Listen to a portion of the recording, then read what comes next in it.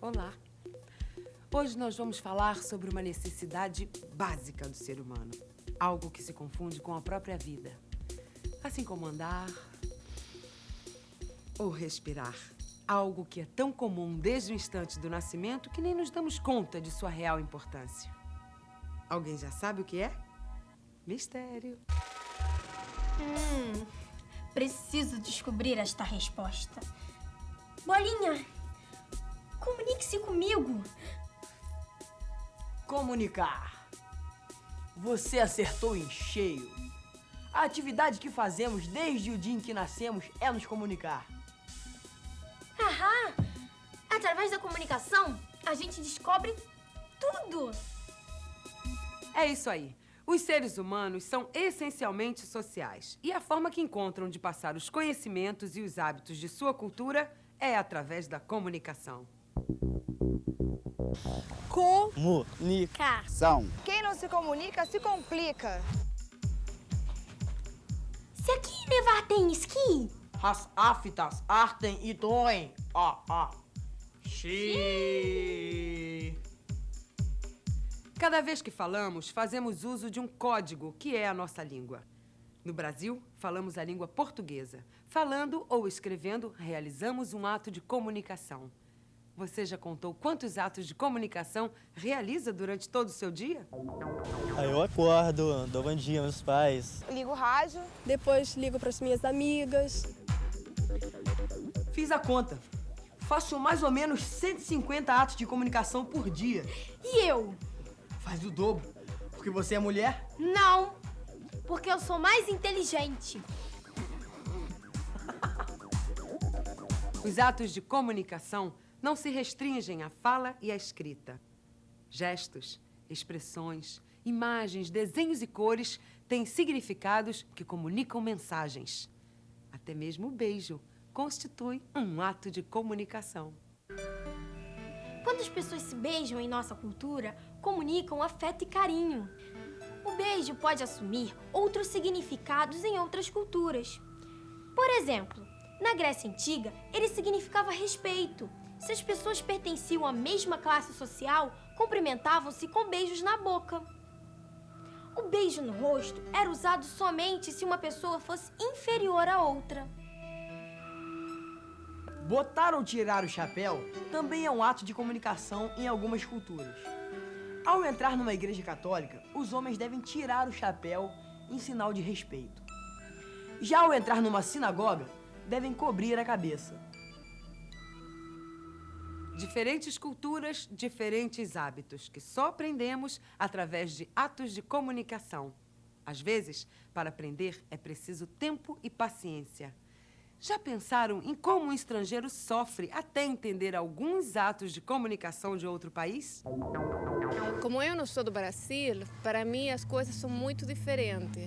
As festas se diz que começam, por exemplo, às 9 da noite. Na verdade, elas começam uma hora e meia depois. Ou eu vou te ligar, passa lá em casa. Na verdade, é apenas uma simpatia, uma maneira de falar. Mas não é o que acontece. As crenças, valores e hábitos de uma cultura são transmitidos a todos através da comunicação. Quando nascemos, já temos uma história, um grupo, um conhecimento herdado. Ninguém começa do zero. Já que a comunicação é tão importante, que tal aprendermos mais sobre os elementos que a constituem? Para haver comunicação, é necessário ter um emissor. E um receptor. Oi, tudo bem? Tudo. E com você? E agora você virou o emissor. E você é a receptora. A comunicação é um vai e vem. O emissor, destinador ou remetente é aquele que envia a mensagem. Pode ser uma pessoa, uma firma, um jornal. É também quem escreve e envia uma carta. No envelope, o emissor ou remetente coloca o seu nome aqui. Do outro lado, fica o nome e o endereço de quem vai receber a carta. O receptor ou destinatário é quem recebe a mensagem. Pode ser uma pessoa ou um grupo de pessoas. Todos os alunos são receptores do que a professora diz. É, Mas quando o aluno faz uma pergunta à professora, ele não é mais receptor, é o emissor. Professora, qual é o outro elemento da comunicação? O outro elemento da comunicação é a mensagem, ou seja, a informação que se transmite na comunicação. Para que a mensagem seja compreendida, emissores e receptores têm que conhecer o mesmo código. Código é o conjunto de sinais utilizados na transmissão de uma mensagem. Alô? Para falar ao telefone, vou utilizar o código verbal, a língua portuguesa. Para aprender a dirigir, é preciso dominar estes códigos visuais. As placas de trânsito. Para a mensagem chegar ao receptor, é necessário haver um outro elemento: o canal de comunicação. O canal pode ser a voz, o livro, a televisão, o ar. Por fim, o último elemento da comunicação é o contexto, que é a situação a que a mensagem se refere. Nosso esquema de comunicação é o seguinte: são 6 elementos. Alguma pergunta até aqui? Qual é o mais importante? O emissor ou o receptor? Deve ser a mensagem. Ou não? Todos são essenciais para haver comunicação, mas, de acordo com o objetivo do ato de comunicação, um desses elementos pode estar mais em evidência que o outro. Depende da situação. Nossa linguagem pode apresentar várias funções a partir da ênfase que se dá a cada um dos elementos.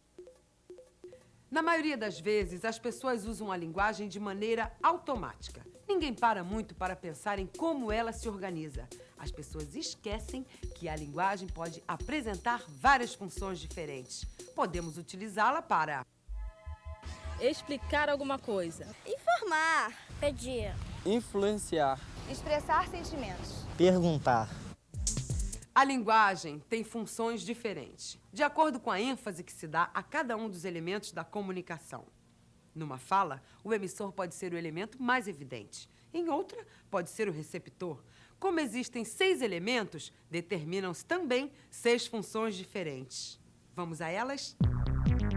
A primeira que vamos ver é a função emotiva ou expressiva. Ela acontece quando o elemento mais importante da comunicação é o emissor. Exemplificando. No retrato que me faz. traço a traço, Às vezes me pinto nuvem. Às vezes me pinto árvore. A função emotiva se caracteriza pela expressão dos sentimentos do emissor. O texto é um espelho das emoções e se apresenta na primeira pessoa do singular. A segunda função é a conativa, ou apelativa. Ela é utilizada quando a ênfase recai no receptor. Seu objetivo é influenciar, persuadir. Aí, freguesinha, pimentão delicioso, tá? Tá. Compre aqui e só pague pra semana. Venha na minha barraca que aqui o barato é bom. A propaganda emprega a função conativa. A intenção é influenciar o receptor a fazer ou comprar determinada coisa. Em geral, a função conativa apresenta-se em frases no modo imperativo. A terceira função é a metalinguística, que acontece quando o código é o elemento mais importante. O objetivo é justamente explicar o próprio código. Por exemplo, você sabe o que significa o ditado "mais vale um pássaro na mão do que 2 voando"? Este ditado significa que não é bom trocar o certo pelo duvidoso.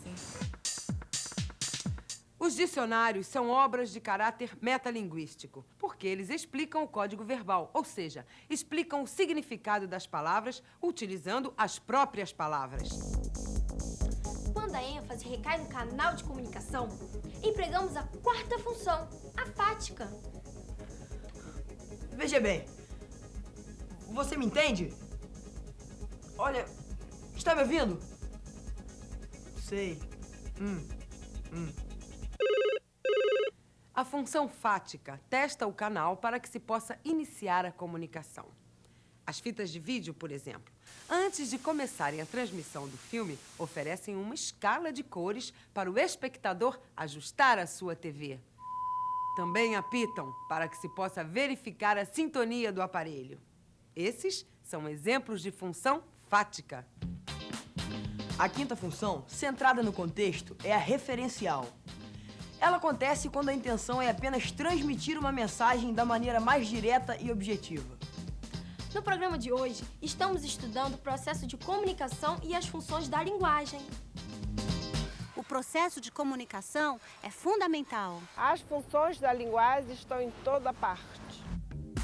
A função referencial está presente em textos de jornal, em trabalhos científicos, em noticiários. Enfim, sempre que se estiver enfatizando a transmissão clara de uma informação. A sexta função é a poética, onde a ênfase recai na mensagem. É a função que aparece principalmente nos textos literários. O importante na função poética não é apenas o conteúdo, mas a maneira como é organizado.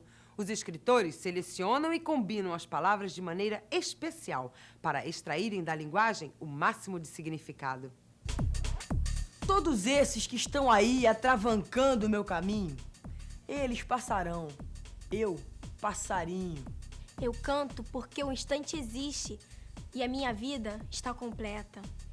Não sou alegre, nem sou triste. Sou poeta. Na função poética, as palavras adquirem importância fundamental. O ritmo, a sonoridade, assim como as imagens criadas, chamam a nossa atenção para a construção da mensagem. Na poesia, é onde ela se encontra mais presente. Acompanhe o poema A Onda, de Manuel Bandeira. A onda anda. Aonde anda a onda? A onda ainda? Ainda onda, ainda anda. Aonde? Aonde? A onda, a onda. Manuel Bandeira tematiza o ir e vir das águas do mar.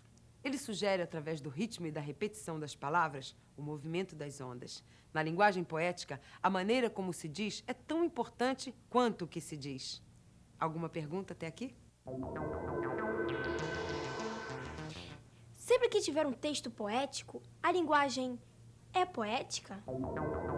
A linguagem poética é essencialmente a linguagem de poemas e textos literários, mas pode não ser a única. As funções desempenhadas pelos elementos da comunicação não se excluem. Há sempre uma que predomina, mas outras podem também estar presentes no mesmo texto. Mas o que é mesmo um poema? Vou procurar no dicionário. O dicionário apresenta a definição da palavra poema e de muitas outras palavras desconhecidas para nós. A função que explica a significação de uma palavra é a função metalinguística. Aqui está no dicionário. Os atos de comunicação podem ter várias funções. Assim como eu e você, neste programa. É uma questão de ênfase. É uma questão de talento. A vida humana é um processo contínuo de comunicação. Observando as funções da linguagem, podemos perceber as intenções das mensagens que recebemos. Fiquem de olho. Tchau. Bye, bye.